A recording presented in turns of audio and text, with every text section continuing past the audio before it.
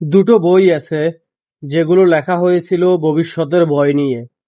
George অরওয়েলের 1984 আর রে ব্র্যাডবেরির Fahrenheit 451। দুটোরই মূল কথা এক, যে শক্তি তথ্য নিয়ন্ত্রণ করে সেই মানুষের মন নিয়ন্ত্রণ করে, দিনকে রাত, রাতকে দিন বানিয়ে দিতে পারে। তখন এটা ছিল কল্পনা, আজ এটা আমাদের নিউজ ফিড। একটা সত্যি ঘটনা বলি। 2003 সালে গোটা বিশ্বকে বলা হয়েছে ইরাকের হাতে গণবিধ্বংসী অস্ত্র আছে। বিশ্বের সবচেয়ে নামকরা সংবাদপত্রগুলো ফাতার পর ফাতা এই খবর ছাপল। জরিপ বলছে এক পর্যায়ে 35% আমেরিকান বিশ্বাস করত অস্ত্র সত্যিই পাওয়া গেছে।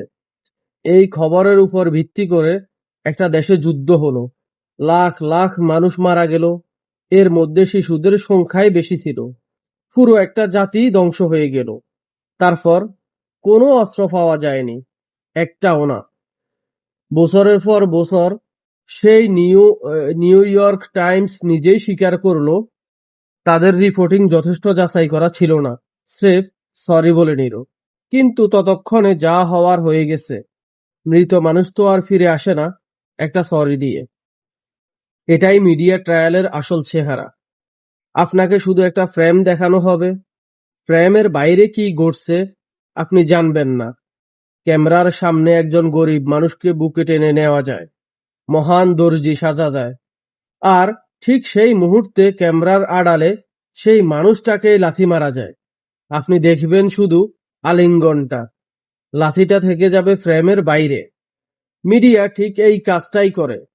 যেটুকু দেখালে তাদের ন্যারেটিভ শক্তিশালী হয়, ঠিক ততটুকুই দেখায়, বাকিটা কেটে বাদ দেয়। একই কারসাজিতে একজন শোষককে মাসিহা বানানো যায়, আবার একজন নিরপরাধকে খলনায়ক। আর এটা শুধু বিদেশের গল্প না। মনে করে দেখুন, ব্রিটিশরা আমাদের 200 বছর শাসন করেছে। কিভাবে? শুধু বন্দুক দিয়ে না। তারা লিখেছে যে এই জাতি অসভ্য, অকর্মণ্য, শাসনের অযোগ্য, আর সাহেবরা এসেছে আমাদের সভ্য করতে। এই বয়ানটা এত গভীরে গেঁথে দেওয়া হয়েছে যে আমরা নিজেরাই একসময় বিশ্বাস করতে শুরু করেছি এটাই ন্যারেটিভ শক্তি। বন্দুক শরীর ক্ষত করে, আর ন্যারেটিভ দখল করে মন। প্রতিটা সরকার, প্রতিটা ক্ষমতা এই খেলাটা খেলে। ডানপন্থী হোক বা বামপন্থী, এদেশি হোক বা বিদেশি, যার হাতে মিডিয়া সেই ঠিক করে আপনি কোনটা সত্য বলে জানবেন। বর্তমানে এই খেলার সবচেয়ে ভয়ঙ্কর অস্ত্রটা কি জানেন? ফটোকার্ড। একটা ছবি, তার উপর 2 লাইন লেখা, ব্যাস। মানুষ ওই 2 লাইন পড়েই রায় দিয়ে দিচ্ছে কে ভালো কে খারাপ, কি সত্য কি মিথ্যা। কেউ মূল খবরটা পড়ে না, উৎস যাচাই করে না, প্রেক্ষাপট খোঁজে না। 2 লাইনেই বিচার শেষ। আর এখানেই মুসলিম হিসেবে আমাদের আলাদা হতে হবে। কারণ আমাদের দিন এই ব্যাপারে 1400 বছর আগেই সতর্ক করে দিয়েছে। আল্লাহ কোরআনে বলেছেন, হে ঈমানদারগণ, যদি কোনো ফাসিক তোমাদের কাছে কোনো সংবাদ নিয়ে আসে তবে তা যাচাই করে নাও, নইলে অজ্ঞতাবশত কোনো সম্প্রদায়ের ক্ষতি করে বসবে, আর পরে নিজের কৃতকর্মের জন্য অনুতপ্ত হবে। সূরা হুজুরাত, সূরা নাম্বার 49, আয়াত নাম্বার 6।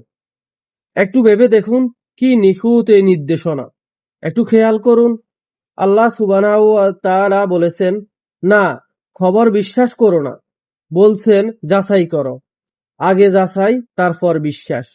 কারণ যাচাই না করে বিশ্বাস করলে একটা গোটা জনগোষ্ঠীর ক্ষতি হয়ে যেতে পারে, আর পরে আফসোস করেও লাভ নেই। ঠিক ইরাকের মতো, ঠিক আজকের প্রতিটা ভাইরাল ফটোকার্ডের মতো। তাই কিছু কথা নিজেকেই মনে করিয়ে দিই। এক, একটা ফটোকার্ড দেখেই শেয়ার করবেন না। উৎসটা কোথায়, কারা পোস্ট করেছে খোঁজ নিন। 2, একটা পক্ষের বয়ান শুনেই বিচার করবেন না, অন্য পক্ষ কি বলছে শুনুন।